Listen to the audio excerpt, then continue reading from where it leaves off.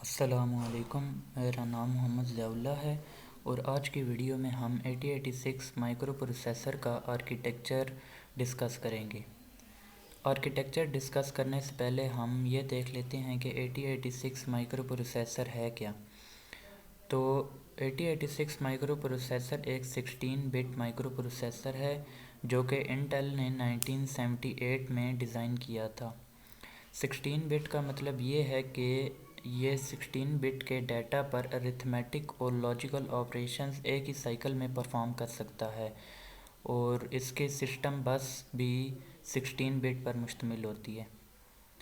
ये processor 40 pins पे मुश्तमिल होता है जिनमें से 16 डाटा बस होती हैं और 20 एड्रेस बस। इन 20 एड्रेस बस की मदद से हम 1 मेगाबाइट की मेमोरी को एक्सेस कर सकते हैं। तो 8086 माइक्रो प्रोसेसर को ब्रीफली डिफ़ाइन करने के बाद हम इसके आर्किटेक्चर की तरफ चलते हैं। इसका आर्किटेक्चर दो पार्ट्स में डिवाइड है। फर्स्ट वन इज़ बस interface unit and the second one is execution unit. Bus interface unit instruction fetch करता है मेमोरी से और उनको अवेलेबल कर देता है एग्जीक्यूशन यूनिट के लिए। And in the same time execution unit उन ऑलरेडी फेच्ड इंस्ट्रक्शंस पे एग्जीक्यूशन परफॉर्म करता है और रिज़ल्ट स्टोर कर देता है। इन दोनों की पैरेलल वर्किंग से हमारे पास कंप्यूटिंग स्पीड इन्हांस होती है। इन दोनों की कंबाइन वर्किंग डिस्कस करने से पहले हम इनको इंडिविजुअली देख लेते हैं। So first coming to the bus interface unit. Bus interface unit instructions का एड्रेस कैलकुलेट करता है, उन इंस्ट्रक्शंस को मेमोरी में जाके फेच करता है और उनको अपनी 6 बाइट क्यू में स्टोर कर लेता है जो कि एग्जीक्यूशन यूनिट के लिए एक्सेसिबल है। Next, it contains segment registers.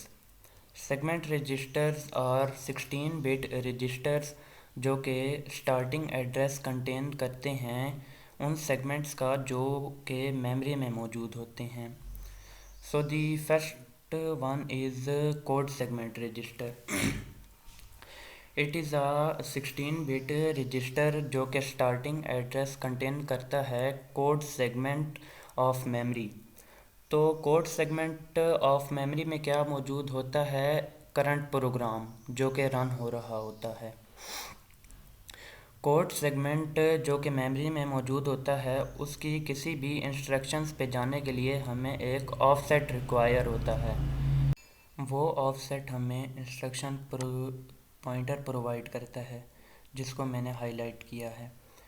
तो इंस्ट्रक्शन पॉइंटर हमें ऑफसेट प्रोवाइड करता है। वो ऑफसेट जब कोड सेगमेंट के स्टार्टिंग एड्रेस में ऐड होता है तो हमारे पास रिक्वायर्ड एड्रेस आ जाता है उस इंस्ट्रक्शन का। नेक्स्ट हमारे पास स्टैक सेगमेंट रजिस्टर है जो कि similarly stack segment of memory का स्टार्टिंग एड्रेस कंटेन करता है।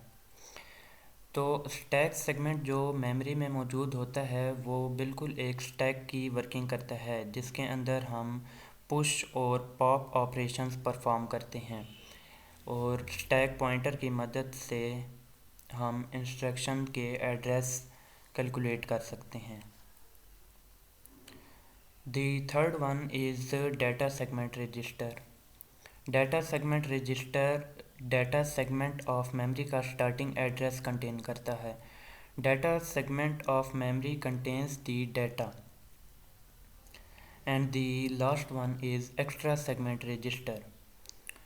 So similarly like other segment registers, it contains the starting address of extra segment of memory. तो एक्स्ट्रा सेगमेंट जो मेमोरी में मौजूद होती है वो प्रोग्रामर के यूज़ पे डिपेंड करता है कि वो उसको किस तरह यूटिलाइज़ करे। नेक्स्ट हमारे पास BIU में 6 बाइट क्यू आती है। This 6 byte queue is used to perform pipelining as at the time of decoding and execution of the instruction in execution unit the BIU fetches sequential upcoming instruction and store it in queue. इस Q का size 6 bite है, यानी हम इसमें maximum 6 bite instruction को store कर सकते हैं. So this adder in BIU is used to calculate the address by adding the segment register and offset. Now coming to the second part of the architecture, that is execution unit.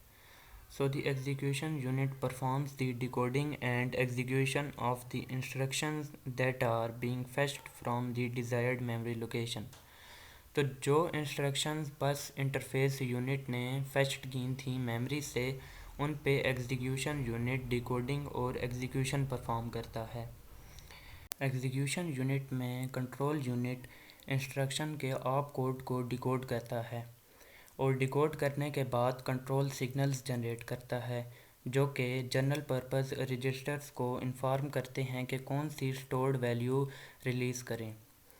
और ये control signals ALU को inform करते हैं कि कौन सा desired operation perform करना है इंस्ट्रक्शन पे. नेक्स्ट हमारे पास अरिथमेटिक लॉजिक यूनिट आता है, जो कि ऑपरेशन परफॉर्म करता है ऑपरेंड्स पे according to the signal generated by control unit and the result is stored in the desired register. Here flag registers holds the status of the result generated by the ALU. It has several flags that show the different conditions of the result, and the operand is a temporary memory register and is used by the processor to hold temporary values at the time of operation. बस interface unit और execution unit को individually देखने के बाद हम इसकी whole working पे जाते हैं. तो सबसे पहले हमें क्या चीज़ रिक्वायर होती है? Instruction fetch. इंस्ट्रक्शन फ़ेच के लिए हमें एक मेमोरी एड्रेस चाहिए होता है, जो कि सेगमेंट रजिस्टर और ऑफसेट को ऐड करने से मिलता है. लेकिन जैसे कि हमने पहले भी पढ़ा है कि इस आर्किटेक्चर में 1 MB की मेमोरी होती है, जिसको असेस करने के लिए हमें 20 बिट का मेमोरी एड्रेस चाहिए होता है. लेकिन इन दोनों की एडिशन के बाद हमारे पास 16 बिट का एड्रेस बनता है. तो इस एड्रेस को 20 बिट में कन्वर्ट करने के लिए हम सेगमेंट रजिस्टर को 10 से मल्टीप्लाई करते हैं. 10 से मल्टीप्लाई करने से ये होता है कि ये हमारे पास अभी प्रेजेंट में नंबर्स हेक्सा में मौजूद हैं. तो 10 से मल्टीप्लाई करने से एक ज़ीरो राइट एंड पे आ जाता है, और जब इसको हम बाइनरी में कन्वर्ट करते हैं तो ये 0 4 नंबर्स में 4 बाइनरी नंबर्स में कन्वर्ट होता है. तो वो 16 बिट का नंबर 20 बिट में कन्वर्ट हो जाता है, और उस 20 बिट में जब हम ऑफसेट ऐड करते हैं तो हमारे पास 20 बिट का मेमोरी एड्रेस आ जाता है, जहाँ पे हमें रिक्वायर्ड इंस्ट्रक्शन पड़ी हुई है. बस इंटरफेस यूनिट में मेमोरी एड्रेस कैलकुलेट करने के बाद उस मेमोरी लोकेशन पे जाया जाता है और इंस्ट्रक्शन फेच करके उसको 6 बाइट क्यू में स्टोर कर दिया जाता है, ताकि उसको कंट्रोल यूनिट और एग्जीक्यूशन यूनिट असेस कर सकें.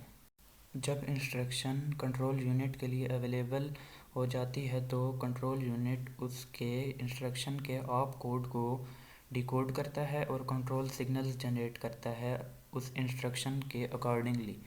फॉर एग्ज़ाम्पल हमारे पास इंस्ट्रक्शन है add BL register and CL, और इन दोनों का रिज़ल्ट BL रजिस्टर में ही स्टोर हो. तो कंट्रोल यूनिट सिग्नल जनरेट करेगा, जो कि जनरल पर्पस रजिस्टर्स में से BL और CL को बताएंगे कि वो अपनी स्टोर्ड वैल्यू ALU को दें. And in the same time control unit एक और सिग्नल ALU को भेजेगा, जो कि बताएगा कि इन दोनों ऑपरेंड्स पे ऐड का ऑपरेशन परफॉर्म करें. And thirdly the signal generated tells that the answer or that the result of this execution is stored in the BL register.